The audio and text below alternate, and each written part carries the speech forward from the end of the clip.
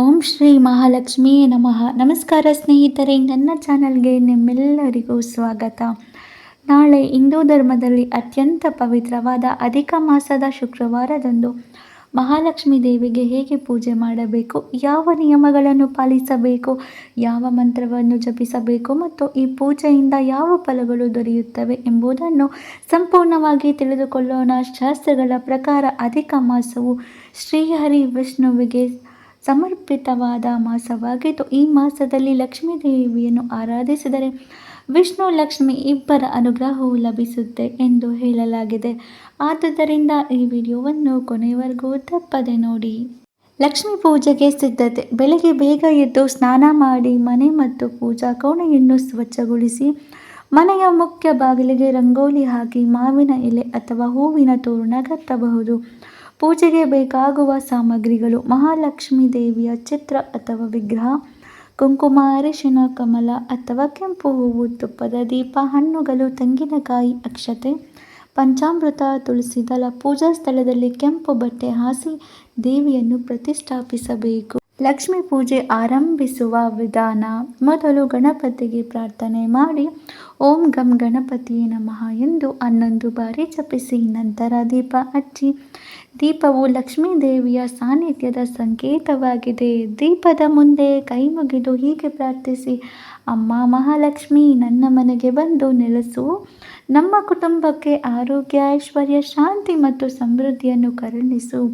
ನಂತರ ಕುಂಕುಮ, ಅರಿಶಿನ, ಹೂಗಳನ್ನು ಅರ್ಪಿಸಿ. ಮಹಾಲಕ್ಷ್ಮೀ ದೇವಿಯ ಅಷ್ಟೋತ್ತರ ಪಠಣ: ಈ ಸಮಯದಲ್ಲಿ ಲಕ್ಷ್ಮೀ ಅಷ್ಟೋತ್ತರ ಶತನಾಮಾವಳಿಯನ್ನು ಪಠಿಸುವುದು ಅತ್ಯಂತ ಶುಭಕರ.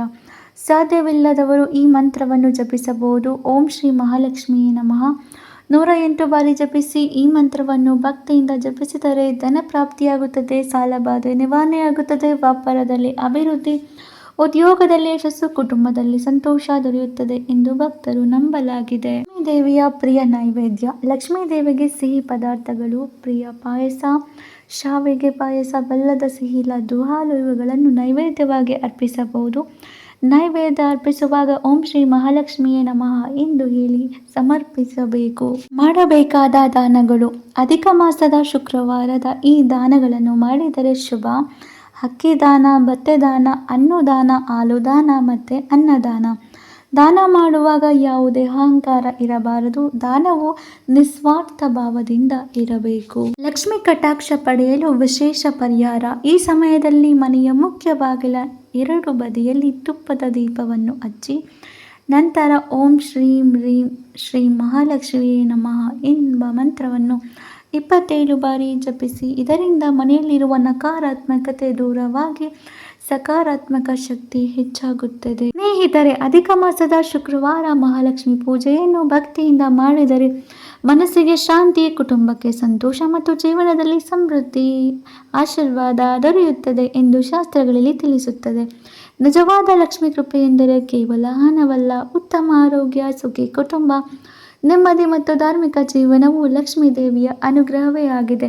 ಕೊನೆಯಲ್ಲಿ ಎಲ್ಲರೂ ಸೇರಿ ಜಪಿಸೋಣ ಓಂ ಮಹಾಲಕ್ಷ್ಮಿಯೇ ನಮಃ ಎಂದು 11 ಬಾರಿ ಜಪಿಸೋಣ. ಲಕ್ಷ್ಮೀ ಮಾತೆಯ ಕೃಪೆ ನಿಮ್ಮ ಕುಟುಂಬದ ಮೇಲೆ ಸದಾ ಇರಲಿ. ಜೈ ಮಹಾಲಕ್ಷ್ಮಿ ಮಾತೆ. ನನ್ನ ಚಾನಲ್ನ ಯಾರೆಲ್ಲ ಸಬ್ಸ್ಕ್ರೈಬ್ ಮಾಡಿಲ್ಲ ಸಬ್ಸ್ಕ್ರೈಬ್ ಮಾಡಿ, ಲೈಕ್ ಮಾಡಿ, ಶೇರ್ ಮಾಡಿ. ಮತ್ತೆ ಸಿಗೋಣ ಮತ್ತೊಂದು ಆಧ್ಯಾತ್ಮಿಕ ವಿಡಿಯೋಯೊಂದಿಗೆ. ಧನ್ಯವಾದಗಳು. ಓಂ ಶಾಂತಿ.